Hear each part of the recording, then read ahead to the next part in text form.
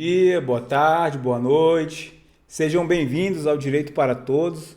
Hoje vamos fazer a leitura do Código Penal, artigo 184 ao artigo 186 e do artigo 197 a 207. Vamos lá. Título 3 dos crimes contra a propriedade imaterial, capítulo 1 dos crimes contra a propriedade intelectual, violação de direito autoral, artigo 184. Violar direitos de autor e os que lhes são conexos. Pena, detenção de 3 meses a 1 ano e multa. Vamos lá responder uma questão de 2023, perito criminal da Polícia de Alagoas. O crime de violação de direito autoral de uma obra literária abrange apenas os direitos suscetíveis de alienação? Certo ou errado, pessoal? Questão errada. Por quê? Porque está falando que abrange apenas os direitos suscetíveis de alienação, enquanto que no caput do artigo fala que violar direitos de autor e também os que lhes são conexos. Tá? Então, questão errada. E é bom a gente lembrar que na Constituição Federal, artigo 5º, inciso 27, diz assim, aos autores pertence o direito exclusivo de utilização, publicação ou reprodução de suas obras literárias.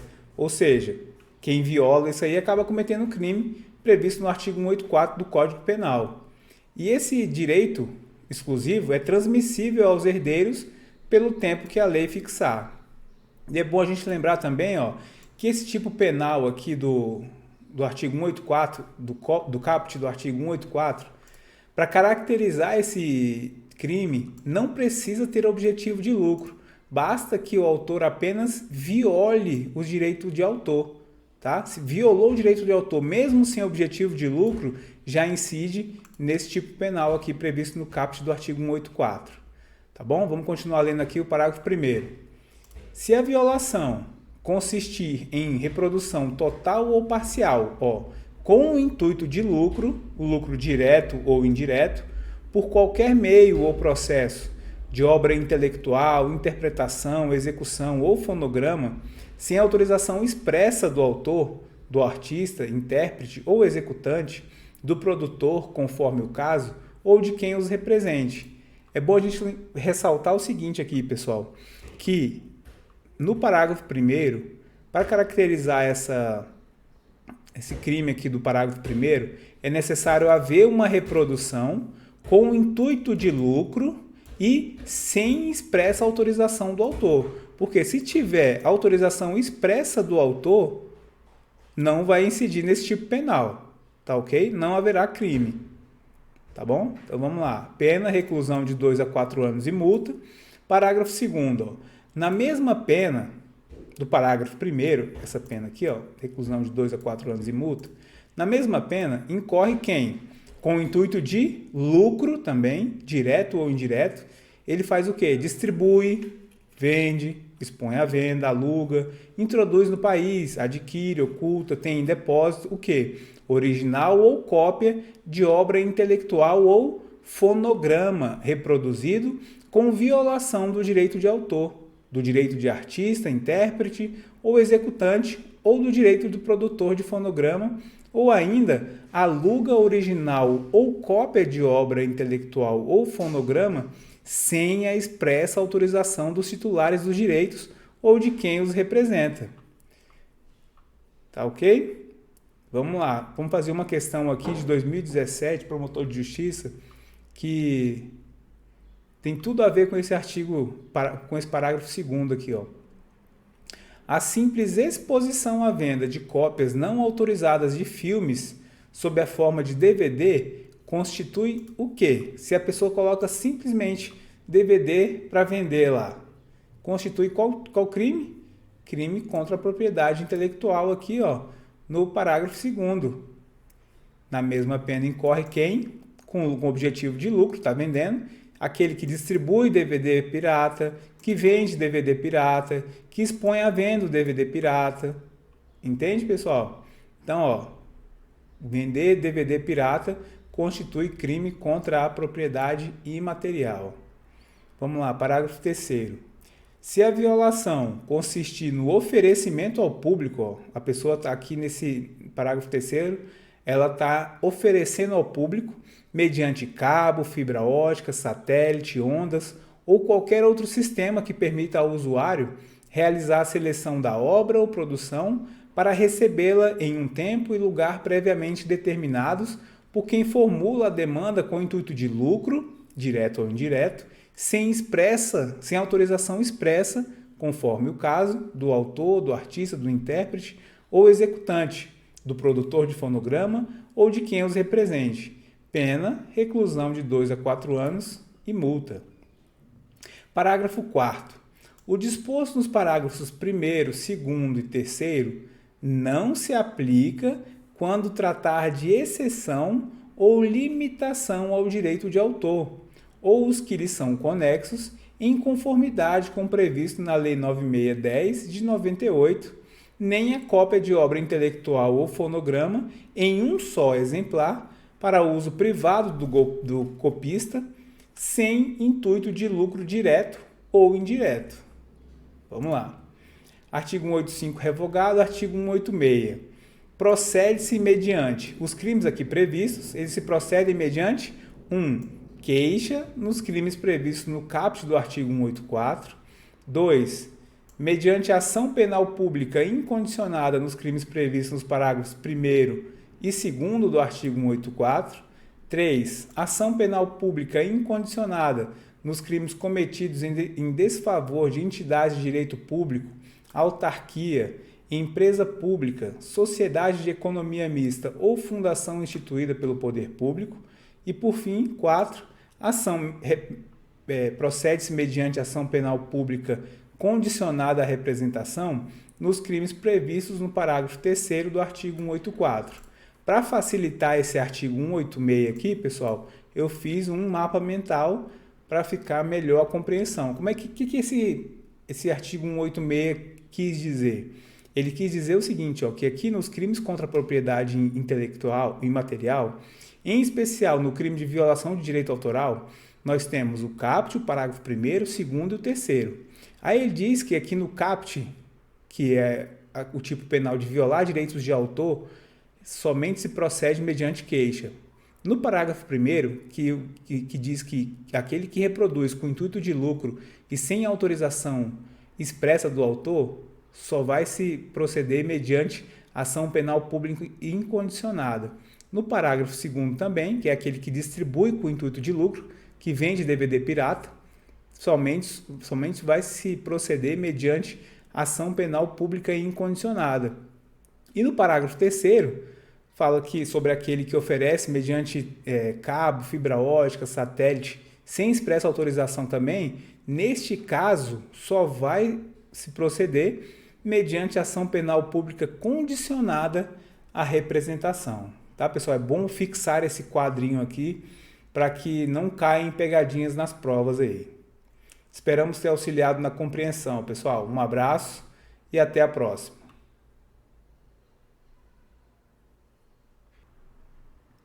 Bom dia, boa tarde, boa noite. Sejam bem-vindos ao Direito para Todos.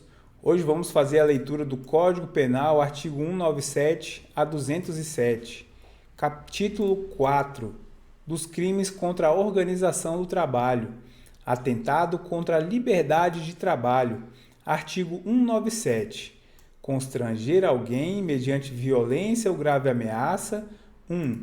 A exercer ou não exercer arte, ofício, profissão ou indústria, ou a trabalhar ou não trabalhar, durante certo período ou em determinados dias. Pena, detenção de 1 mês a 1 ano e multa, além da pena correspondente à violência. 2. A abrir ou fechar o seu estabelecimento de trabalho ou a participar de parede ou paralisação de atividade econômica. Pena, detenção de 3 meses a 1 ano e multa, além da pena correspondente à violência. Atentado contra a liberdade de contrato de trabalho e boicotagem violenta. Artigo 198. Constranger alguém, mediante violência ou grave ameaça, a celebrar contrato de trabalho ou a não fornecer a outrem ou não adquirir de outrem matéria-prima ou produto industrial ou agrícola, pena, detenção de 1 mês a 1 ano e multa, além da pena correspondente à violência. Atentado contra a liberdade de associação. Artigo 199. Constranger alguém, mediante violência ou grave ameaça, a participar ou deixar de participar de determinado sindicato ou associação profissional, pena, detenção de 1 mês a 1 ano e multa, além da pena correspondente à violência. Paralisação de trabalho, seguida de violência ou perturbação da ordem. Artigo 200. Participar de suspensão ou abandono coletivo de trabalho, praticando violência contra a pessoa ou contra coisa. Pena, detenção de 1 mês a 1 ano e multa, além da pena correspondente à violência. Parágrafo único. Para que se considere coletivo, o abandono de trabalho é indispensável o concurso de pelo menos 3 empregados. Paralisação de trabalho de interesse coletivo. Artigo 201. Participar de suspensão ou abandono coletivo de trabalho, provocando a interrupção de obra pública ou serviço de interesse coletivo. Detenção de 6 meses a 2 anos e multa. Invasão de estabelecimento industrial, comercial ou agrícola. Sabotagem. Artigo 202. Invadir ou ocupar estabelecimento industrial, comercial ou agrícola com o intuito de impedir ou embaraçar o curso normal do trabalho, ou com o mesmo fim, danificar o estabelecimento ou as coisas nele existentes ou delas dispor. Pena, reclusão de 1 a 3 anos e multa. Frustração de direito assegurado por lei trabalhista. Artigo 203. Frustrar, mediante fraude ou violência, direito assegurado pela legislação do trabalho. Pena, detenção de 1 a 2 anos e multa, além da pena correspondente à violência. Parágrafo 1º. Na mesma pena incorre quem 1. Obriga ou coage alguém a usar mercadorias de determinado estabelecimento para impossibilitar o desligamento do serviço em virtude de dívida. 2. Quem impede alguém de se desligar de serviços de qualquer natureza, mediante coação ou por meio da retenção de seus documentos pessoais ou contratuais.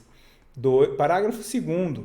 A pena é aumentada de 1/6 a 1/3 se a vítima é menor de 18 anos, idosa, gestante, indígena ou portadora de deficiência física ou mental.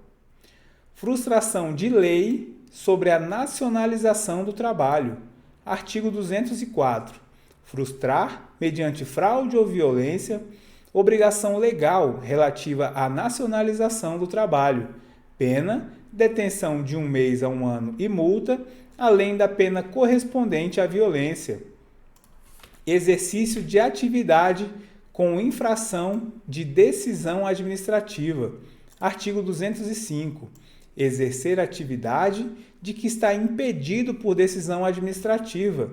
Pena, detenção de 3 meses a 2 anos ou multa. Aliciamento para o fim de emigração.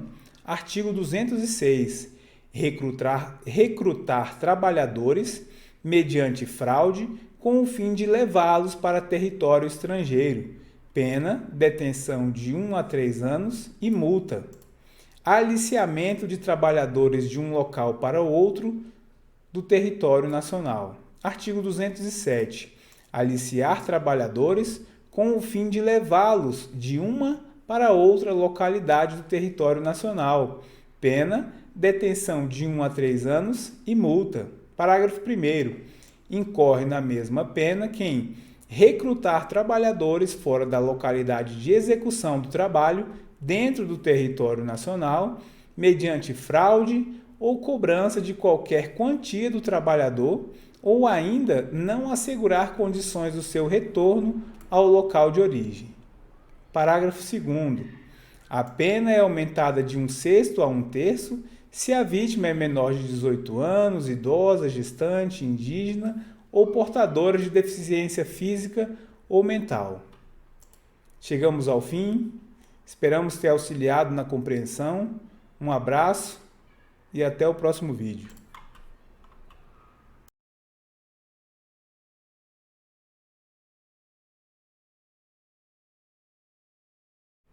Bom dia, boa tarde, boa noite. Sejam bem-vindos ao Direito para Todos. Hoje vamos fazer a leitura do Código Tributário Nacional, do artigo 1º ao artigo 15, Lei 5172 de 1966. Dispõe sobre o Sistema Tributário Nacional e institui normas gerais de direito tributário aplicáveis à União, Estados e municípios. Disposição preliminar. Artigo 1º. Esta lei regula, com fundamento na Emenda Constitucional nº 18 de 1965, o Sistema Tributário Nacional e estabelece, com fundamento no artigo 5º, inciso 15, a linha B da Constituição Federal, as normas gerais de direito tributário, aplicáveis à União, aos Estados, ao Distrito Federal e aos municípios, sem prejuízo da respectiva legislação complementar supletiva ou regulamentar. Livro 1º, Sistema Tributário Nacional, Título 1, Disposições Gerais. Artigo 2º. O Sistema Tributário Nacional é regido pelo disposto na Emenda Constitucional nº 18 de 1965, em leis complementares, em resoluções do Senado Federal e nos limites das respectivas competências, em leis federais, nas constituições e leis estaduais e em leis municipais. Artigo 3º. Tributo é toda prestação pecuniária compulsória, em moeda ou cujo valor nela se possa exprimir, que não constitua sanção de ato ilícito, instituída em lei e cobrada mediante atividade administrativa plenamente vinculada. Artigo 4º. A natureza jurídica específica do tributo é determinada pelo fato gerador da respectiva obrigação, sendo irrelevantes para qualificá-la: 1. A denominação e demais características formais adotadas pela lei. 2. A destinação legal do produto da sua arrecadação. Artigo 5º. Os tributos são impostos, taxas e contribuições de melhoria. Título 2. Competência tributária. Capítulo 1. Disposições gerais. Artigo 6º. A atribuição constitucional de competência tributária compreende a competência legislativa plena, ressalvadas as limitações contidas na Constituição Federal, nas Constituições dos Estados e nas leis orgânicas do Distrito Federal e dos municípios, e observado o disposto nesta lei. Parágrafo único. Os tributos, cuja receita seja distribuída, no todo ou em parte, a outras pessoas jurídicas de direito público, pertencerá à competência legislativa daquela a que tenha sido atribuídos. Artigo 7º. A competência tributária é indelegável, salvo atribuições das funções de arrecadar ou fiscalizar tributos ou de executar leis, serviços, atos ou decisões administrativas em matéria tributária, conferida por uma pessoa jurídica de direito público a outra, nos termos do parágrafo 3º do artigo 18 da Constituição. Parágrafo 1º. A atribuição compreende as garantias e os privilégios processuais que competem à pessoa jurídica de direito público que a conferir. Parágrafo 2º. A atribuição pode ser revogada a qualquer tempo por ato unilateral da pessoa jurídica de direito público que a tenha conferido. Parágrafo 3º. Não constitui delegação de competência o cometimento a pessoas de direito privado do encargo ou da função de arrecadar tributos. Artigo 8º. O não exercício da competência tributária não a defere a pessoa jurídica de direito público diversa daquela a que a Constituição a tem atribuído. Capítulo 2. Limitações da competência tributária. Seção 1. Disposições gerais. Artigo 9º. É vedado à União, aos Estados, ao Distrito Federal e aos municípios: 1. Instituir ou majorar tributos sem que a lei o estabeleça, ressalvado, quanto à majoração, o disposto nos artigos 21, 26 e 65. Aí, pessoal, eu trouxe aqui o que está escrito lá no artigo 21, 26 e 65. Ele está falando aqui que a União pode aumentar alterar as alíquotas ou as bases de cálculo do imposto a fim de ajustá-los aos objetivos da política cambial e do comércio interior sobre esses impostos aqui. No artigo 21 fala sobre o imposto sobre importação, no artigo 26 fala sobre o imposto sobre exportação e no artigo 65 fala sobre o imposto sobre operações de crédito, câmbio e seguro e sobre operações relativas a títulos e valores mobiliários, tá ok? Então vamos fazer uma releitura aqui, Em regra, é vedado à União, aos Estados, ao Distrito Federal e aos municípios fazer o quê? Instituir ou majorar tributos sem que a lei o estabeleça. Mas a União pode majorar as alíquotas desses impostos aqui, sem ter obrigatoriedade de lei, tá? Então a lei pode majorar a alíquota desses impostos aqui sem ter necessidade de lei. Vamos lá. 2. Cobrar imposto sobre o patrimônio e a renda com base em lei posterior à data inicial do exercício financeiro a que corresponda. 3. Estabelecer limitações ao tráfego no território nacional de pessoas ou mercadorias por meio de tributos interestaduais ou intermunicipais. 4. Cobrar imposto sobre o patrimônio, a renda ou os serviços uns dos outros. B. Dos templos de qualquer culto. C. O patrimônio, a renda ou os serviços dos partidos políticos, inclusive suas fundações, das entidades sindicais dos trabalhadores, das instituições de educação e de assistência social sem fins lucrativos, observados os requisitos fixados na seção 2 deste capítulo.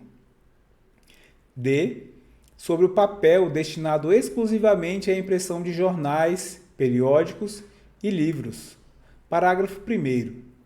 O disposto no inciso 4 não exclui a atribuição por lei às entidades nele referidas da condição de responsáveis pelos tributos que lhe caiba reter na fonte e não as dispensa da prática de atos previstos em lei assecuratórios do cumprimento de obrigações tributárias por terceiros.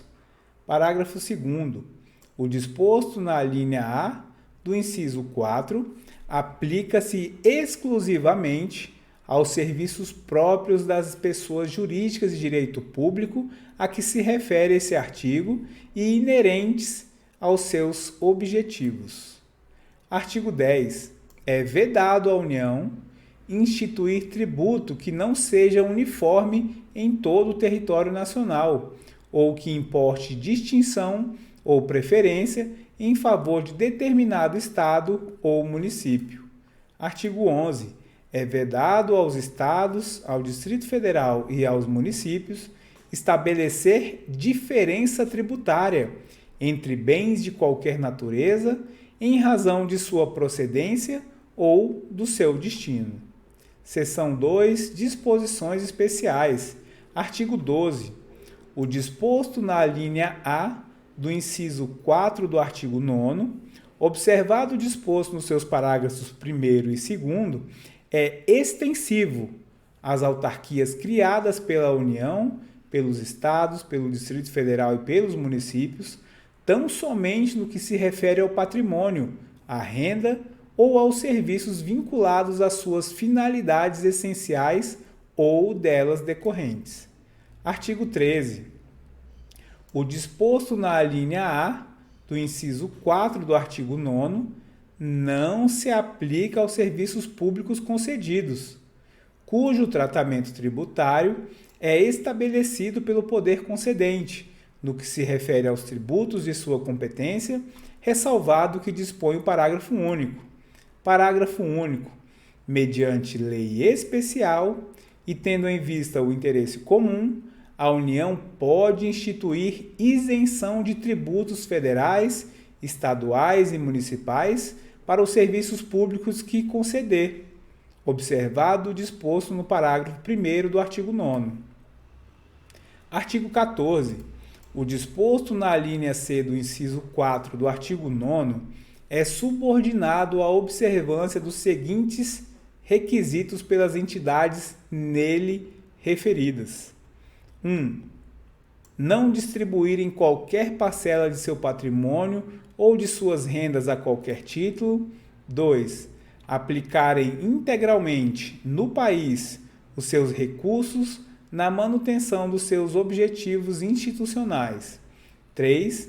Manterem escrituração de suas receitas e despesas em livros revestidos de formalidades capazes de assegurar sua exatidão. Parágrafo 1º.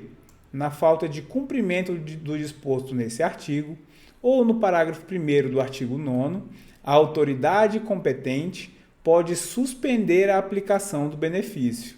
Parágrafo 2º. Os serviços a que se refere a linha C do inciso 4 do artigo 9º são exclusivamente os diretamente relacionados com os objetivos institucionais das entidades de que trata esse artigo, previstos nos respectivos estatutos ou atos normativos. Artigo 15.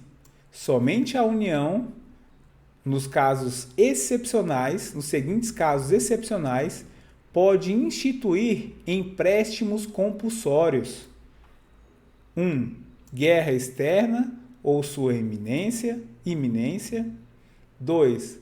Calamidade pública que exija auxílio federal impossível de atender com os recursos orçamentários disponíveis. 3. Conjuntura que exija a absorção temporária de poder aquisitivo. Parágrafo único. A lei fixará obrigatoriamente o prazo do empréstimo e as condições de seu resgate, observando no que for aplicável o disposto nessa lei. Chegamos ao fim de mais uma leitura, esperamos ter auxiliado na compreensão. Um abraço e até o próximo vídeo.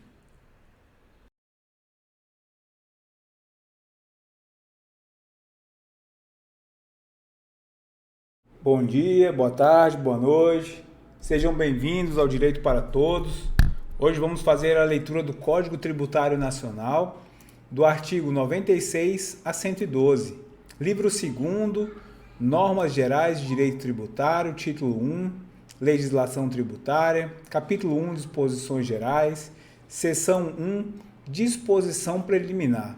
Artigo 96.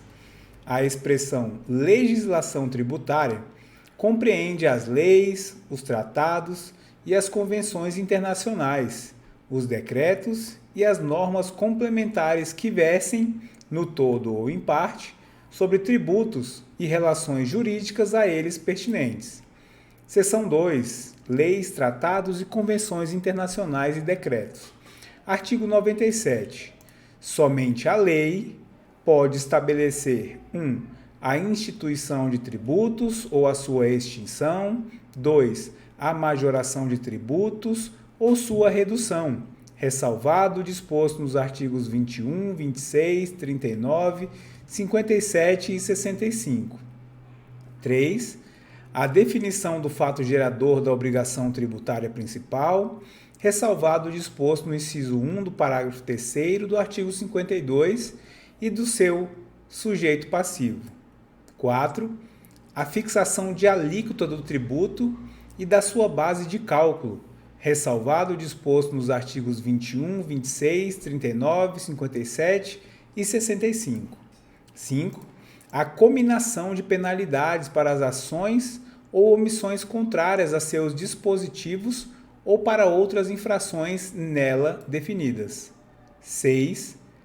as hipóteses de exclusão, suspensão e extinção de créditos tributários, ou de dispensa ou redução de penalidades. Parágrafo 1º. Equipara-se a majoração do tributo à modificação da sua base de cálculo, que importe em torná-lo mais oneroso. Parágrafo 2º. Não constitui majoração de tributo, para fins do disposto no inciso 2 desse artigo, a atualização do valor monetário da respectiva base de cálculo. Artigo 98. Os tratados e as convenções internacionais revogam ou modificam a legislação tributária interna e serão observados pela que lhes sobrevenha. Artigo 99. O conteúdo e o alcance dos decretos restringem-se aos das leis, em função das quais sejam expedidos, determinados com observância das regras de interpretação estabelecidas nessa lei. Seção 3. Normas complementares. Artigo 100. São normas complementares das leis, dos tratados e das convenções internacionais e dos decretos. 1. Os atos normativos expedidos pelas autoridades administrativas. 2. As decisões dos órgãos singulares ou coletivos de jurisdição administrativa a que a lei atribua eficácia normativa. 3. As práticas reiteradamente observadas pelas autoridades administrativas. 4. Os convênios que entre si celebrem a União, os Estados, o Distrito Federal e os municípios. Parágrafo único. A observância das normas referidas nesse artigo exclui a imposição de penalidades, a cobrança de juros de mora e a atualização do valor monetário da base de cálculo do tributo. Capítulo 2. Vigência da legislação tributária. Artigo 101. A vigência, no espaço e no tempo, da legislação tributária rege-se pelas disposições legais aplicáveis às normas jurídicas em geral, ressalvado o previsto neste capítulo. Artigo 102. A legislação tributária dos Estados, do Distrito Federal e dos municípios vigora no país, fora dos respectivos territórios, nos limites em que lhes reconheçam extraterritorialidade, os convênios de que participem, ou de que disponham esta ou outras leis de normas gerais expedidas pela União. Artigo 103. Salvo disposição em contrário, entram em vigor: 1. Os atos administrativos a que se refere o inciso 1 do artigo 100, na data da sua publicação. 2. As decisões a que se refere o inciso 2 do artigo 100, quanto a seus efeitos normativos, 30 dias após a data da sua publicação. 3. Os convênios a que se refere o inciso 4 do artigo 100, na data neles prevista. Artigo 104. Entram em vigor no primeiro dia do exercício seguinte, aquele em que ocorra a sua publicação, os dispositivos de lei referentes a impostos sobre o patrimônio ou a renda. 1. Que instituem ou majoram tais impostos. 2. Que definem novas hipóteses de incidência. 3. Que extinguem ou reduzem isenções, salvo se a lei dispuser de maneira mais favorável ao contribuinte. E observado o disposto no artigo 178. Capítulo 3. Aplicação da legislação tributária. Artigo 105. A legislação tributária aplica-se imediatamente aos fatos geradores futuros e aos pendentes, assim entendidos aqueles cuja ocorrência tenha tido início, mas não esteja completa nos termos do artigo 116. Artigo 106. A lei aplica-se ao ato ou fato pretérito. 1. Em qualquer caso, quando seja expressamente interpretativa, excluída a aplicação de penalidade à infração dos dispositivos interpretados. 2. Tratando-se de ato não definitivamente julgado. A. Quando deixe de defini-lo como infração. B. Quando deixe de tratá-lo como contrário a qualquer exigência de ação ou omissão, desde que não tenha sido fraudulento e não tenha implicado em falta de pagamento de tributo. C. Quando lhe comine penalidade menos severa que a prevista na lei vigente ao tempo da sua prática. Capítulo 4. Interpretação e integração da legislação tributária. Artigo 107. A legislação tributária será interpretada conforme o disposto neste capítulo. Artigo 108. Na ausência de disposição expressa, a autoridade competente para aplicar a legislação tributária utilizará sucessivamente, na ordem indicada, 1. A analogia, 2. Os princípios gerais de direito tributário, 3. Os princípios gerais de direito público, 4. A equidade. Parágrafo 1º. O emprego da analogia não poderá resultar na exigência de tributo não previsto em lei. Parágrafo 2º. O emprego da equidade não poderá resultar na dispensa do pagamento de tributo devido. Artigo 109. Os princípios gerais de direito privado utilizam-se para pesquisa da definição, do conteúdo e do alcance de seus institutos, conceitos e formas, mas não para a definição dos respectivos efeitos tributários. Artigo 110. A lei tributária não pode alterar a definição, o conteúdo e o alcance de institutos, conceitos e formas de direito privado utilizados expressa ou implicitamente pela Constituição Federal, pelas Constituições dos Estados ou pelas leis orgânicas do Distrito Federal ou dos municípios para definir ou limitar competências tributárias. Artigo 111. Interpreta-se literalmente a legislação tributária que disponha sobre 1. Suspensão ou exclusão do crédito tributário. 2. Outorga de isenção. 3. Dispensa do cumprimento de obrigações tributárias acessórias. Artigo 112. A lei tributária, que define infrações ou lhe comina penalidades, interpreta-se da maneira mais favorável ao acusado em caso de dúvida quanto 1. A capitulação legal do fato. 2. A natureza ou as circunstâncias materiais do fato, ou a natureza ou extensão dos seus efeitos. 3. A autoria, imputabilidade ou punibilidade. 4. A natureza da penalidade aplicável ou a sua graduação. Novamente, inciso 4º, a natureza da penalidade aplicável ou a sua graduação. Chegamos ao fim de mais uma leitura.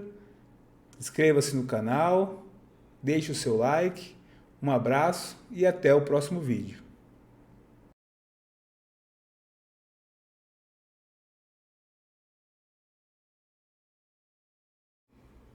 Bom dia, boa tarde, boa noite. Sejam bem-vindos ao Direito para Todos. Hoje vamos continuar a leitura da LINDB, Lei de Introdução às Normas do Direito Brasileiro. Artigo 8º. Para qualificar os bens e regular as relações a eles concernentes, aplicar-se-á a lei do país em que estiverem situados. Novamente, artigo 8º. Para qualificar os bens e regular as relações a eles concernentes, aplicar-se-á a lei do país em que estiverem situados. Parágrafo 1º. Aplicar-se-á a lei do país em que for domiciliado o proprietário, quanto aos bens móveis que ele trouxer ou se destinarem a transporte para outros lugares. Parágrafo 2º. O penhor regula-se pela lei do domicílio que tiver a pessoa em cuja posse se encontre a coisa empenhada. Artigo 9º. Para qualificar e reger as obrigações, Aplicar-se-á a lei do país em que se constituírem. Parágrafo 1º. Destinando-se a obrigação a ser executada no Brasil e dependendo de forma essencial, será esta observada, admitidas as peculiaridades da lei estrangeira quanto aos requisitos extrínsecos do ato. Parágrafo 2º. A obrigação resultante do contrato reputa-se constituída no lugar em que residir o proponente. Artigo 10. A sucessão por morte ou por ausência obedece à lei do país em que domiciliado o defunto ou o desaparecido, qualquer que seja a natureza e a situação dos bens. Parágrafo 1º. A sucessão de bens de estrangeiros situados no país será regulada pela lei brasileira em benefício do cônjuge ou dos filhos brasileiros, ou de quem os represente, sempre que não lhe seja mais favorável a lei pessoal do decujus. Parágrafo 2º. A lei do domicílio do herdeiro ou legatário regula a capacidade para suceder. Artigo 11. As organizações destinadas a fins de interesse coletivo, como as sociedades e as fundações, obedecem à lei do Estado em que se constituírem. Parágrafo 1º. Não poderão, entretanto, ter no Brasil filiais, agências ou estabelecimentos antes de serem os atos constitutivos aprovados pelo governo brasileiro, ficando sujeitas à lei brasileira. Parágrafo 2º. Os governos estrangeiros, bem como as organizações de qualquer natureza, que lhes tenham constituído, dirijam ou hajam investido de funções públicas, não poderão adquirir no Brasil bens imóveis ou suscetíveis de desapropriação. Parágrafo 3º. Os governos estrangeiros podem adquirir a propriedade dos prédios necessários à sede, dos representantes diplomáticos ou dos agentes consulares. Artigo 12. É competente a autoridade judiciária brasileira, quando for o réu domiciliado no Brasil ou aqui tiver de ser cumprida a obrigação. Parágrafo 1º. Só a autoridade judiciária brasileira compete conhecer das ações relativas a imóveis situados no Brasil. Parágrafo 2º. A autoridade judiciária brasileira cumprirá, concedido o exequato e segundo a forma estabelecida pela lei brasileira, as diligências deprecadas por autoridade estrangeira competente, observando a lei desta quanto aos objetos das diligências. Artigo 13. A prova dos fatos ocorridos em país estrangeiro reger-se-á pela lei que nele vigorar, quanto ao ônus e aos meios de produzir-se, não admitindo os tribunais brasileiros provas que a lei brasileira desconheça. Artigo 14. Não conhecendo a lei estrangeira, poderá o juiz exigir de quem a invoca prova do texto e da vigência. Artigo 15. Será executada no Brasil a sentença proferida no estrangeiro que reúna os seguintes requisitos: a. Haver sido proferida por juiz competente. B. Terem sido as partes citadas ou haver-se legalmente verificado a revelia. C. Ter passado em julgado e estar revestida das formalidades necessárias para a execução no lugar em que foi proferida. D. Estar traduzida por intérprete autorizado. E E. Ter sido homologada pelo STJ. Artigo 16. Quando, nos termos dos artigos precedentes, se houver de aplicar a lei estrangeira, ter-se-á em vista disposições desta, sem considerar-se qualquer remissão por ela feita a outra lei. Artigo 17. As leis, atos e sentenças de outro país, bem como quaisquer declarações de vontade, não terão eficácia no Brasil quando ofenderem a soberania nacional, a ordem pública e os bons costumes.